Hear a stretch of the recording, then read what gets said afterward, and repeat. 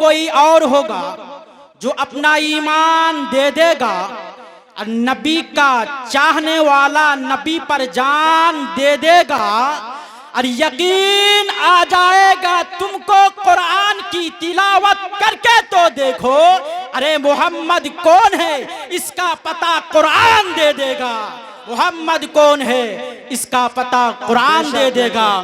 और फरमाते हैं कि जीशान मुस्तफ़ा है, सुल्तान मुस्तफ़ा है। जीशान मुस्तफ़ा है, सुल्तान मुस्तफ़ा है। ईमान कह रहा है मेरी जान मुस्तफ़ा है। जीशान मुस्तफ़ा है, सुल्तान मुस्तफ़ा है। ईमान कह रहा है मेरी जान मुस्तफ़ा है। और वद्दुहा वल्लैल है यासीन व ताहा, वद्दुहा वल्लैल है यासीन व ताहा। और सूरत बता रही है कुरान मुस्तफ़ा है, सूरत बता रही है कुरान मुस्तफ़ा है। हजरात, आज आपके सामने कुरान और हदीस की रोशनी में उन बातों को रखने जा रहा हूं जिसके बारे में जो हमारे मुखालिफ हैं, जो ये कहते हैं कि मज़ारात औलिया पर आना ये शिर्क व बिदअत है, जो ये कहते हैं कि मज़ारात औलिया पर आने के बाद फातिहा पढ़ना, दुआ करना और सलातो सलाम पढ़ना, उन्हें ईसाले सवाब करना, ये नाजायज़ व हराम है। हजरात, आप उर्स मनाते हैं, उर्स पे आप आए हैं, ये जो लफ्ज़ उर्स है, इस उर्स का जिक्र हदीसे पाक में है या नहीं, मैं इसको साबित करूंगा। और मज़ारात औलिया पर हाजिरी देना, फातिहा पढ़ना, ये जायज़ है कि नहीं, मैं साबित करूंगा। उसके बाद फिर अपनी गुफ्तगू को ख़त्म। लेकिन आइए, सबसे पहले मैंने आप हजरात के रूबरू जिस आयत मुक़द्दसा की तिलावत करने का अशरफ हासिल किया है, आइए पहले मैं इस आयत करीमा की तफसीर बयान कर दूं, फिर मैं आगे बढ़ता हूं।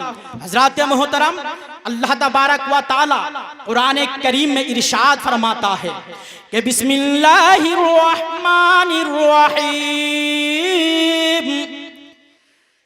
या अय्युहल्लज़ीना आमनु तक़ुल्लाह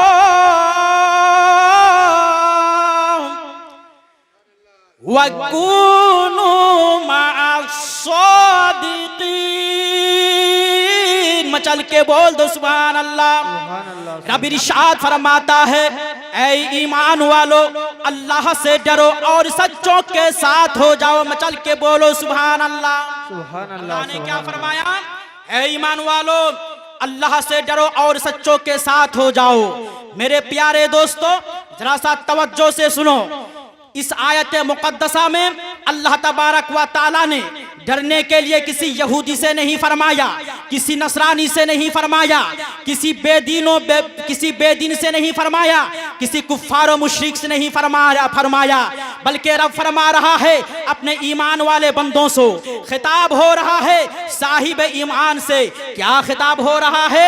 या अय्युहल्लज़ीना आमनु तक़ुल्लाह, ऐ ईमान वालो, अल्लाह से डरो।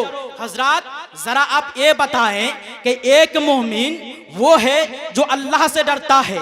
एक मोमिन है वो अल्लाह से डरेगा तो वह नमाज भी पढ़ेगा, अल्लाह से डरेगा तो वह रोजा भी रखेगा, अल्लाह से डरेगा तो वह ज़कात भी देगा, अल्लाह से डरेगा तो वह हज भी करेगा, अल्लाह से डरेगा तो वह अमाले साले भी करेगा, अल्लाह से डरेगा तो वह शराब नहीं पिएगा, अल्लाह से डरेगा तो जुआ नहीं खेलेगा, अल्लाह से डरेगा तो वह खुदा को राजी करेगा।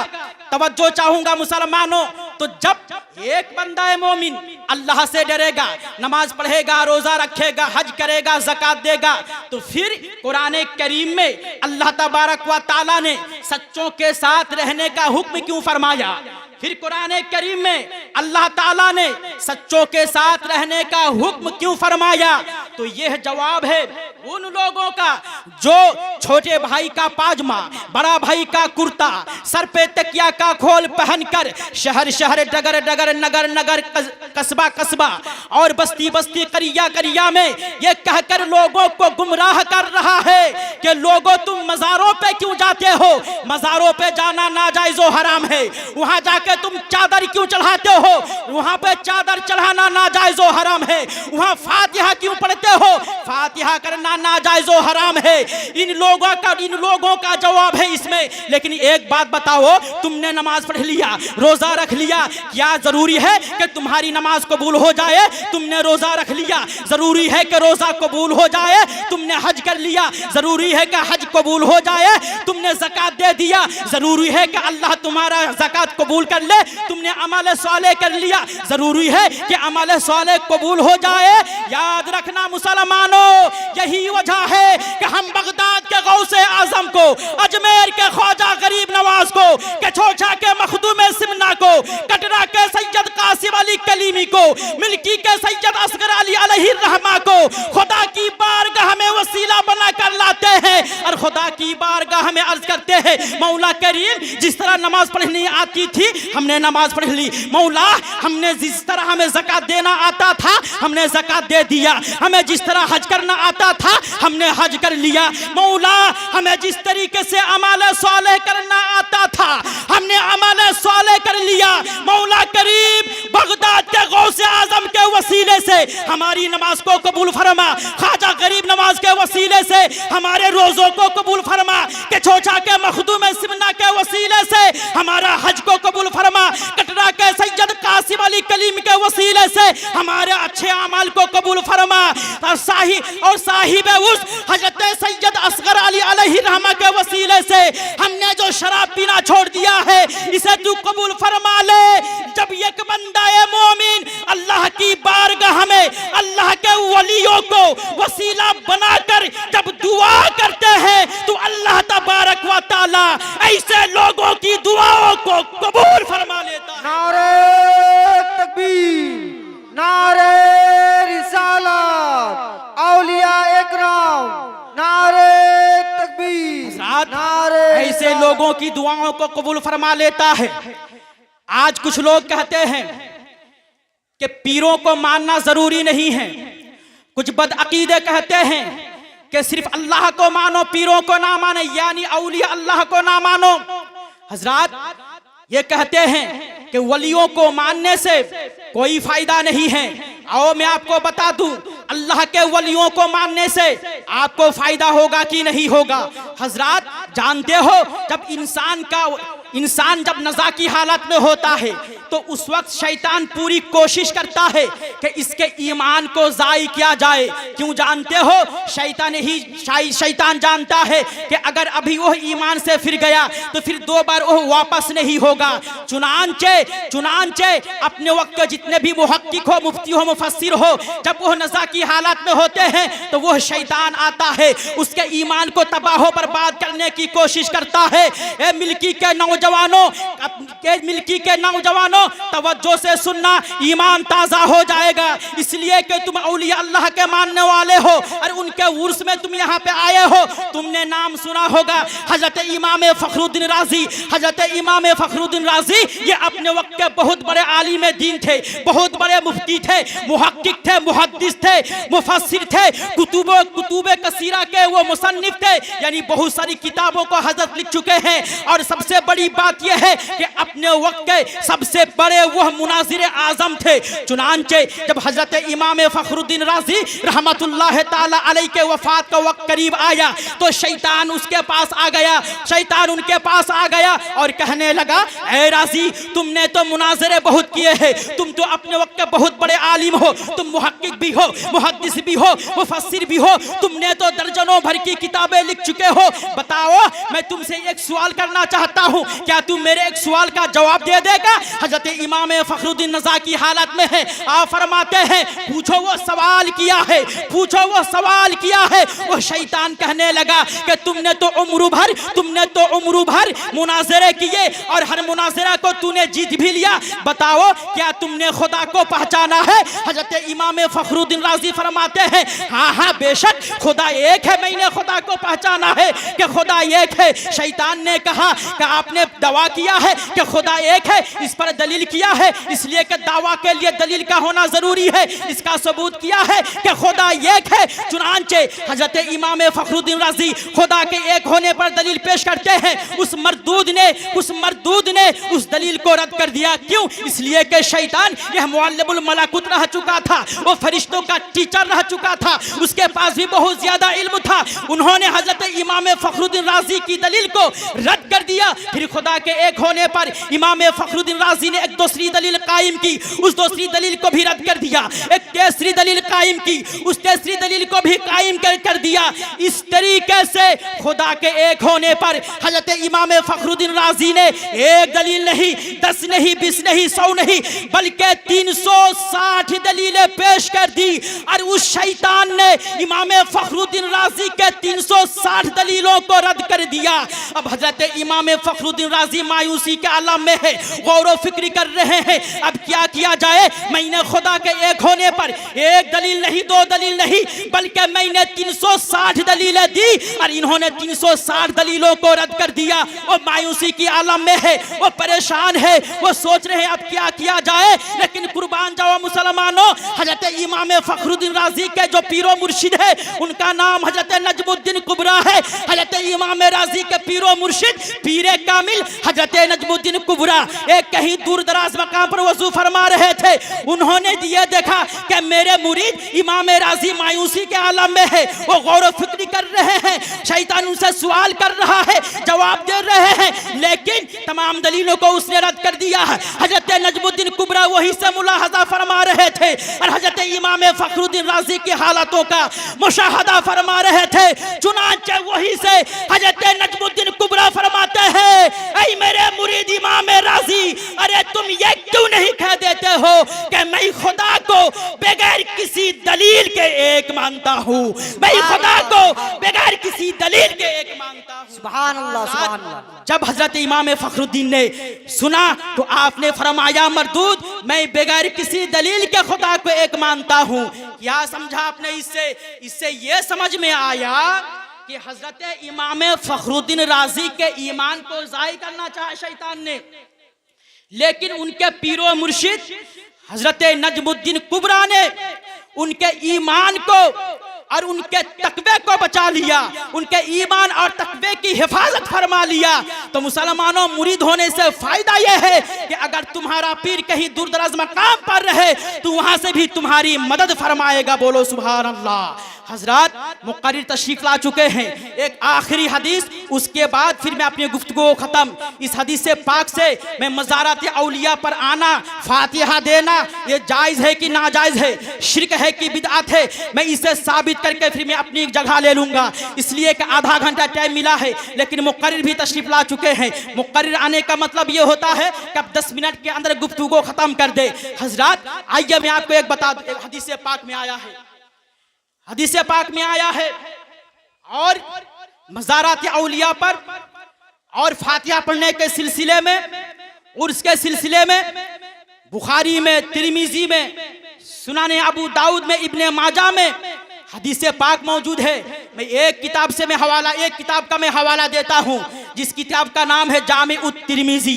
ये सियाह सित्ता की किताब है, जामे उत तिरमिजी। हजरत इस तिरमिजी शरीफ में एक हदीस पाक है, जिस हदीस पाक के रावी हजरत अबू हुरैरा रदियल्लाहु ताला अन्हु है। इस हदीस पाक के आखिरी रावी है, सहाबी रसूल है। सहाबी किसे कहते हैं? सहाबी उसे कहते हैं जिसने ईमान की हालत में नबी का दीदार किया हो और ईमान ही की हालत में इस रूए जमीन से रुखसात हुआ हो, उसे कहते हैं सहाबी। ईमान ही की हालत में खुद नबी का दीदार किया, ईमान ही की हालत में इस दुनिया से रुखसत फरमाया, उसे कहते हैं सहाबी।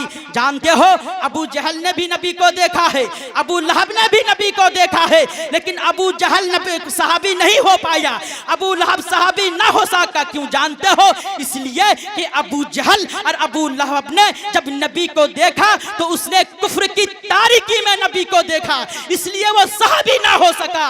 और सिद्दीक़ अकबर ने, उमर फारूक ने, मौलाए कायनात ने और दिगर सहाबा ने ईमान की रोशनी में नबी का दीदार किया तो वो सहाबी रसूल बन गए। हजरत अबू हुरैरा इस हदीस पाक के आखिरी रावी है, वो फरमाते हैं कि एक दिन, तवज्जो से सुनना, अगर कोई बदअकीदा कहे कि मज़ारों पे जाना नाजायज है, शिर्क है, बिदअत है, तो तुम्हें दलील याद रहे या ना रहे, लेकिन इतनी बात याद रख लेना कि हमने अपने उलमा से सुना है कि नहीं जायज है। हजरत किताब का नाम क्या बताया? जामे-उत-तिर्मिज़ी। रावी कौन है? हजरत अबू हुरैरा। यह हदीस पाक है। फरमाते हैं कि एक दिन नबी ने सारे सहाबा को एक जगह इकट्ठा किया, जमा किया। जब सारे जहां एक जगह में तमाम सहाबा को इकट्ठा किया तो हजरत अबू हुरैरा ने नबी की बारगाह में अर्ज की, या रसूल अल्लाह, या हबीब अल्लाह, मेरे माँ बाप आप पर कुर्बान, कि लिमादा जमा का, कि आपने सारे सहाबा को जमा क्यों फरमाया, इकट्ठा क्यों फरमाया? जब सहाबी रसूल ने नबी की बारगाह में अर्ज की तो सुनो क्या जवाब फरमाया नबी ने। आका फरमाते हैं, ओ मेरे सहाबा, क्या तुझे याद नहीं है कि 1 साल हो गया है मेरे चचा जान की शहादत को? क्या फरमाया? क्या तुम्हें याद नहीं है कि मेरे चचा जान जो शहीद हुए हैं उहद में, उनका 1 साल हो गया है? फिर सहाबी अर्ज करते हैं, या रसूल अल्लाह, या हबीब अल्लाह, 1 साल हो गया तो क्या करना होगा? क्या सवाल किए? या रसूल अल्लाह, जब शहीद हो गए और शहीद होना 1 साल हो गया तो फिर हमें क्या करना है? नबी फरमाते हैं, इंतलिकू इलल मकान, अरे चलो कब्रिस्तान उहद की तरफ चलो। जब नबी ने फरमाया तो सहाबाए किराम का एक जुलूस निकला, सहाबाए किराम का एक जुलूस निकला। किनके साथ? नबी के साथ सहाबाए किराम का एक जुलूस निकला। अब यहीं पे मैं अपनी बात को रोककर एक बात बता दूं, आज हम जो जुलूसे मोहम्मदी करते हैं, कुछ बदअकीदे कहते हैं कि जुलूसी मोहम्मदी करना ये शिर्क है, ये बिदअत है। याद रखना मुसलमानों, जुलूसे मोहम्मदी करना ये शिर्क व बिदअत नहीं है, नाजायज़ व हराम नहीं है, बल्कि जुलूसे मोहम्मदी निकालना ये सहाबाए किराम की सुन्नत मुबारक है। बोलो सुभान अल्लाह। बेशक सहाबा की क्या है? सुन्नत है। जब नबी ने फरमाया, ओ मेरे सहाबा, चलो उहद पहाड़ की तरफ चलो, तो तमाम सहाबा जुलूस बनाकर निकले। ऐसा जुलूस कि ऐसा जुलूस चश्मे फलक ने भी नहीं देखा, जिनकी क़यादत मुस्तफ़ा जाने रहमत फरमा रहे हैं। बोलो सुभान अल्लाह। मालूम यह हुआ, अगर कोई जुलूसे मोहम्मदी की क़यादत करता है, जुलूसे मोहम्मदी की सरपरस्ती करता है, तो क़यादत करना और सरपरस्ती करना ये नबी मुस्तफ़ा की सुन्नत है। बोलो सुभान अल्लाह। और ये कहां से साबित है? हदीस पाक से। और ये किस किताब की हदीस है? जामे-उत-तिर्मिज़ी की। जामे-उत-तिर्मिज़ी को अहले हदीस भी मानता है, देवबंदी भी मानता है, अहले कुरान भी मानता है। इस किताब को हर कोई मानता है। उसमें है, आगे बढ़ते हैं, जब सहाबाए किराम का जुलूस निकला, नबी आगे आगे हैं, नबी आगे आगे हैं, सहाबाए किराम पीछे पीछे हैं। जो ही नबी चलते चलते उहद पहाड़ पर जो ही कदम रखा तो आपने सलाम किया, अस्सलामु अलैकुम या अहलल कुबूर। बोलो सुभान अल्लाह। किसने सलाम किया? आका करीम ने सलाम किया, अस्सलामु अलैकुम या अहलल कुबूर, कि तुम पर सलामती हो ऐ कब्र वालों, तुम पर सलामती हो ऐ कब्र वालों, यहाँ पे एक बात और ज़हन में रखो, इसका तर्जमा ये ना करना कि तुम पर सलामती हो ऐ मुर्दों। अल्लाह के प्यारे हबीब ने अस्सलामु अलैकुम अय्युहल मय्यतुन नहीं फरमाया कि तुम पर सलामती हो ऐ मुर्दों। नबी क्या कहा फरमा रहे हैं, अस्सलामु अलैकुम या अहलल कुबूर, कि तुम पर सलामती हो ऐ कब्र वालों। यानी जो कब्र में लेटे हुए हैं उन्हें नबी सलाम कर रहे हैं। सुभान अल्लाह, सुभान अल्लाह। सलाम करने वाला कौन है? नबी रहमत है। किनको सलाम कर रहे हैं? अपने गुलाम को सलाम कर रहे हैं। बताओ, सलाम जिंदों को किया जाता है या मुर्दों को किया जाता है? आपका यही जवाब होगा, सलाम मुर्दों को नहीं किया जाता, जिंदों को किया जाता है। तो नबी उहद पहाड़ पे गए, यानी उहद के कब्रिस्तान में गए, जाने के बाद आपने सलाम किया, अस्सलामु अलैकुम या अहलल कुबूर। जब नबी ने सलाम किया अपने गुलामों को, उनके गुलाम सलाम सुन भी रहे हैं, जवाब भी दे रहे हैं। वो एक अलग बात है कि हम सुन नहीं पा रहे हैं। क्या समझा आपने? समझ में आया कि नबी का कब्र वालों को सलाम करना, फिर कब्र वालों को जवाब देना, इस बात की दलील है कि कब्र में नबी के गुलाम जिंदा है। अब बात को कैच करो, जब कब्र में नबी का गुलाम जिंदा है तो हमारे नबी तो बदरजा औला रौज़ा मुबारका में जिंदा है, और वहीं से हमें देख रहे हैं, हमारी हालतों का मुशाहदा फरमा रहे हैं। बोलो सुभान। नारे तकबीर, नारे रिसालत, नारे हैदरी। हज़रात, बहुत तेजी के साथ खत्म कर रहा हूँ हदीस पाक। जब नबी ने सलाम किया, मालूम यह हुआ कि कब्र में जो मज़ारों पे जो औलिया किराम आराम फरमा है वह मुर्दा नहीं है बल्कि जिंदा है। हम उर्स कर रहे हैं, सैयद असगर अली रहमा हमें देख रहे हैं। एक आखिरी बात और बता दूं, बताओ सलाम कौन कर रहे हैं? नबी कर रहे हैं। किनको सलाम कर रहे हैं? अपने गुलामों को सलाम कर रहे हैं। हदीस पाक में भी है कि जब कोई कब्र में जाकर सलाम करते हैं तो वह मुर्दे सुनते भी हैं और जवाब भी देते हैं। अब बताओ मुसलमानों, जब कब्र में बातों को कैच करना, बात समझ में आए तो सुभान अल्लाह कह देना। जब कब्र में एक नबी का गुलाम सुन सकता है और जवाब दे सकता है, तो हम जिस नबी की उम्मती है वो नबी पर जब हम दुरूद और सलाम पढ़ते हैं तो वो नबी भी अपने मदीना मुनव्वरा में आराम फरमाकर हमारे सलाम को सुन रहे हैं और वहीं से जवाब भी दे रहे हैं। बोलो सुभान अल्लाह। बात समझ में आ रही है तो मचल के बोल दो सुभान अल्लाह। और सुनो मुसलमानों, हदीस खत्म होने वाली है। जब नबी ने सलाम किया, सलाम करने के बाद नबी ने फातिहा पढ़ा। हदीस पाक का लफ्ज है काना यतहर्रक लिसानुहु, कि उनकी जबान हिल रही थी। किनकी जबान? नबी की जबान हिल रही थी। मुहद्दिसीन इकराम फरमाते हैं कि जाहिर सी बात है, जब हुजूर की जबान हिल रही थी तो वह कुरान की तिलावत ही कर रहे थे। फिर नबी ने क्या किया? नबी ने एक मेंबर लगवाया, फिर नबी ने खुतबा दिया। बताओ, तुम्हारे कब्रिस्तान में मेंबर है मेंबर? नहीं है। पूरी दुनिया के किसी कब्रिस्तान में मेंबर है? मेंबर नहीं है। तो जाहिर सी बात है, जो कब्रिस्तान वहद है वहां पे भी मेंबर नहीं था, बल्कि नबी ने मेंबर का एहतमाम कहां से करवाया? सहाबा किराम के जरिए। कहां से? मदीना मुनव्वरा से। अब एक आखिरी बात बता दूं, अगर दिल में बात उतर आए मचल के सुभान अल्लाह कह देना, मचल के सुभान अल्लाह कह देना। मेंबर नहीं था। कहां पे? कब्रिस्तान वहद में नबी ने सहाबा किराम के जरिए मदीना मुनव्वरा से मेंबर का एहतमाम करवाया। अब सुनो, इसी एहतमाम करने का नाम उर्स है। बोलो सुभान अल्लाह। इसी एहतमाम करने का नाम उर्स है। क्यों जानते हो? इसलिए कि नबी ने जो किया वही तो हम कह कर रहे हैं। अरे जब हम मज़ारत औलिया पर आते हैं, सबसे पहले साहिब मज़ार को सलाम करते हैं जो नबी ने किया, फिर हम कुरान की तिलावत करते हैं जो नबी ने किया, फिर हम फातिहा पढ़ते हैं जो नबी ने किया, हम औराद वज़ाइफ पढ़ते हैं जो नबी ने किया, हम हाथ उठाकर दुआ करते हैं जो नबी ने किया, अरे हम सलातो सलाम पढ़ते हैं जो नबी ने किया।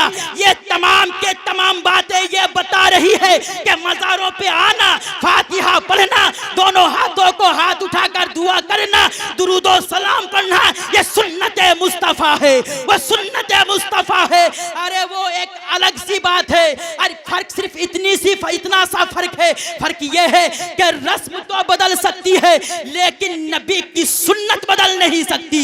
अरे उस वक्त का तौर तरीका फातिहा पढ़ने का कुछ और था, वो तो रस्म बदल सकती है लेकिन जो नबी की सुन्नत है वो सुन्नत बदल नहीं सकती। अब मुझे कह लेने दिया जाए, अरे वो सहाबाए किराम की किस्मत थी कि वो लोग नैनों के सागर से नहाते थे, और आज हमारे औलिया किराम की शान ये है कि वो हमारे गागर से नहाते हैं। बोलो सुभान अल्लाह।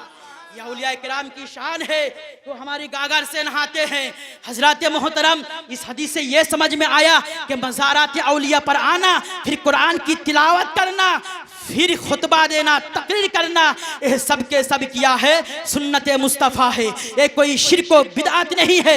याद रखना, अगर कोई डगर डगर नगर नगर कस्बा कस्बा अगर घूमते हुए अगर तुमको गुमराह करने की कोशिश करे तो उसे ये कह देना, अरे नबी की हदीस से पाक है कि याती कुबूर शुहदाए बिउहद अला रासे फी कुल्ल सना, के नबी हर साल के आखिर में वो बहुत पहाड़ पर कब्रिस्तान में आते थे और नबी जियारत फरमाते थे। बोलो सुभान अल्लाह। नबी का वहद पहाड़ पे आना, वहद पहाड़ पे आना और कब्रिस्तान वहद में फातिहा पढ़ना, ये इस बात पर दाल है कि मज़ारों पे जाकर, कब्रिस्तानों पे जाकर जियारत करना ये सुन्नत मुस्तफ़ा है। और ये सिर्फ नबी ने ही नहीं बल्कि सहाबा ने भी ऐसा किया है, ताबईन ने भी ऐसा किया है, तबे ताबईन ने भी ऐसा किया है, अइम्माए मुज्तहिदीन ने भी ऐसा किया है, उलमाए मुताखिरीन ने भी ऐसा किया है, उलमाए मुतकद्दिमीन ने भी ऐसा किया है। याद रखना, अगर मज़ारों पे जाकर अगर फातिहा पढ़ना अगर शिर्क व बिदअत हो जाए तो इस रूए ज़मीन में कोई भी इंसान मुसलमान नहीं बचेगा बल्कि सब काफिर हो जाएगा। अगर तुम फातिहा पढ़ना मज़ारों पे आकर तुम शिर्क व बिदअत का फतवा लगाओगे तो बताओ तुम अइम्माए मुज्तहिदीन पर क्या फतवा लगाओगे, तुम तबे ताबईन पर क्या फतवा लगाओगे, तुम ताबईन पर क्या फतवा लगाओगे, तुम सहाबा पर क्या फतवा लगाओगे, तुम मेरे आका पर क्या फतवा लगाओगे? तुम फतवा नहीं लगा सकते।